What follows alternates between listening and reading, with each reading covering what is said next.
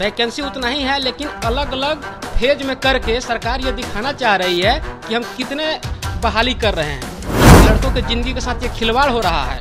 और बीपीएससी जो रिजल्ट जारी किया, इसमें आपको बता दें कि सबसे ज़्यादा फर्जीवाड़ा हुआ और वो कंप्यूटर साइंस विषय में फर्जीवाड़ा हुआ। फर्जी एसटीटी का सर्टिफिकेट लेकर के फिर बीपीएससी के एग्जाम में बैठ गए और वो लोग मेरिट में आ गए। क्या बात कर, एसटीटी का 2023 जो हुआ है वो बीपीएससी के एग्जाम के बाद में हुआ है। तो एसटीटी 2023 एलिजिबल नहीं है, लेकिन वो लोग भी बाद में शामिल हो गए और सरकार ने उनको बहाली कर दिया और उनको स्कूल अलाउड कर दिया। इनके वजह से जो योग्य अभ्यर्थी हैं, जो 4 साल से जो प्रतीक्षा कर रहे थे, उनका भविष्य खतरा में आ गया है। वो मेरिट से बाहर हो गया है।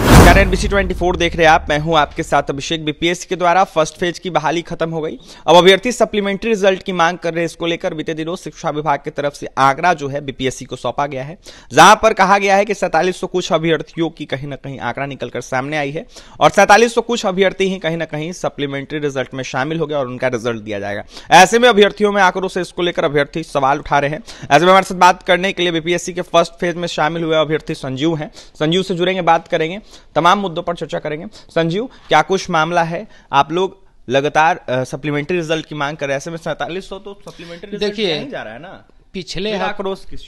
पिछले हफ्ते हमने माननीय शिक्षा मंत्री जी से मिला था और उन्होंने ये आंकड़ा बताया था। तो हमने स्पष्ट कहा था कि लगभग 40,000 पद जो है खाली है। तो फिर 4700 ही क्यों?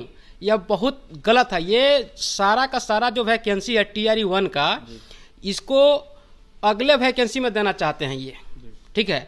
तो ये वैकेंसी उतना ही है, लेकिन अलग अलग फेज में करके सरकार ये दिखाना चाह रही है कि हम कितने बहाली कर रहे हैं। ये सरासर गलत है और ये लड़कों के ज़िंदगी के साथ ये खिलवाड़ हो रहा है। और बीपीएससी जो रिजल्ट जारी किया, इसमें आपको बता दें कि सबसे ज़्यादा फर्जीवाड़ा हुआ और वो कंप्यूटर साइंस विषय में फर्जीवाड़ा हुआ। एसटीटी का एग्जाम 2019 में हुआ था और एसटीटी 2019 में शर्त था कि जिनका डिग्री पूरा होगा वही लोग एलिजिबल होंगे। लेकिन जिनका डिग्री पूरा नहीं था वो लोग एसटीटी के एग्जाम में बैठ गए और फर्जी एसटीटी का सर्टिफिकेट लेकर के फिर बीपीएससी के एग्जाम में बैठ गए और वो लोग मेरिट में आ गए। क्या बात कर रहे हैं? एकदम हम सही कह रहे हैं कि एसटीटी 2019 के बाद में जिन लोगों का एकेडमिक पूरा हुआ है वो योग्य है ही नहीं। प्रमाण है आपके पास? प्रमाण है, पूरा प्रमाण है। आप कटिहार का जो निकला हुआ था डीईओ का, जो जिसमें 19 लड़कों को जो हटाया गया था कंप्यूटर साइंस में, उसमें जा करके देखिए कि कितने जो है कि शैक्षणिक योग्यता जिनका पूरा हुआ है वो एसटीटी 2019 के बाद में पूरा हुआ है। कई डीईओ ने ये निकाला है, लेकिन उन लोगों को निकाला नहीं जा रहा है।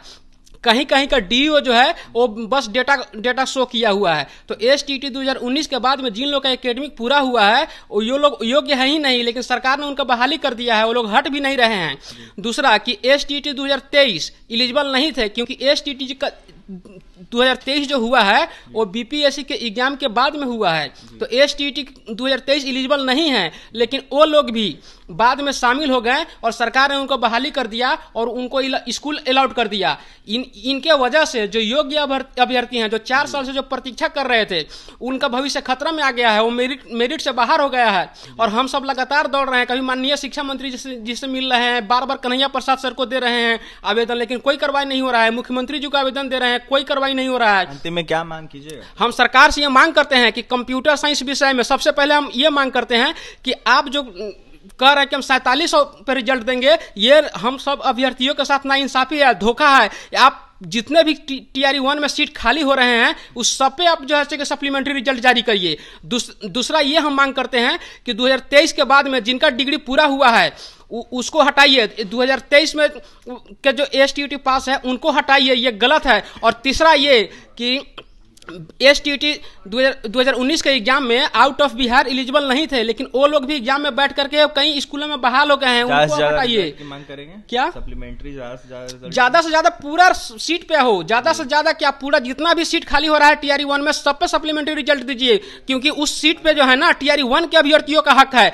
ये नाइंसाफी होगा अगर कुछ भी सीट बचा करके अगर अगले बहाली में जोड़ते हैं, तो ये सरासर गलत होगा। हम सरकार से स्पष्ट मांग करते हैं, माननीय मुख्यमंत्री जी से हम अपील करना चाहते हैं कि जो भी सीट TRE-1 में खाली हो रहा है ना, उसको आप इसी में सप्लीमेंट्री रिजल्ट जारी करिए। ठीक है, बस हम यही मांग करते हैं सरकार से और शिक्षा मंत्री जी से और माननीय अतुल प्रसाद सर से और हमारे जो शिक्षा विभाग के जो सचिव हैं के पाठक सर, उनसे हम मांग करते हैं। के पाठक सर तो किसी से मिलते नहीं है। सबसे बड़ी बात यह है, इससे पहले जो सचिव थे, सचिव महोदय, वो सबसे मिलते थे, अभ्यर्थियों की बात सुनते थे, लेकिन के पाठक सर किसी की बात नहीं सुन रहे हैं। यह बहुत गलत बात है। हम सब अभ्यर्थियों की बात सुनिए, हम कहाँ सुनाएंगे हम अपनी बात, जब के पाठक सर सुनने के लिए तैयारी नहीं है। तो ठीक है, लोकतंत्र है, लोकतंत्र का हत्या नहीं किया जाए। देखिए, हमारे साथ दीपक थे, मोतिहारी से आए हैं, ऐसे में शिक्षक अभ्यर्थी हैं और कहीं ना कहीं यह मांग कर रहे हैं कि जिस तरीके से फर्स्ट फेज में बहाली हुई है, जो सीट बच गए हैं उसको देखते हुए तमाम सीटों पर बहाली होनी चाहिए। ऐसे में तमाम सीटों पर सप्लीमेंट्री रिजल्ट आना चाहिए। 4700 मात्र सप्लीमेंट्री रिजल्ट दिया जा रहा है। दीपक का सीधा सीधा आरोप है कि 40,000 लमसम सीट खाली है। ऐसे में 40,000 सीटों को कहीं ना कहीं नहीं देकर 4700 सीट देकर कहा जा रहा है कि बस इतना ही सीट बचा है, लेकिन ऐसा कुछ नहीं है। 40,000 सीट है और तमाम सीटों पर कहीं ना कहीं सप्लीमेंट्री रिजल्ट दिया जाए। ऐसे में के पाठक मुलाकात नहीं करते अभ्यर्थियों से। पहले वाले सचिव जो थे वो बात करते थे, मुलाकात करते थे, अभ्यर्थियों की बात सुनते थे। नाइंसाफी कर रहे हैं के पाठक। ऐसे में तमाम अधिकारी जो हैं वो अभ्यर्थियों की बात नहीं सुन रहे हैं। सरकार भी कहीं ना कहीं अभ्यर्थियों की बात नहीं सुन रहे हैं। दीपक की क्या कुछ मांगे आपने सुना है, और तमाम खबरों के लिए NBC 24 के साथ बने रहे। बहुत बहुत धन्यवाद।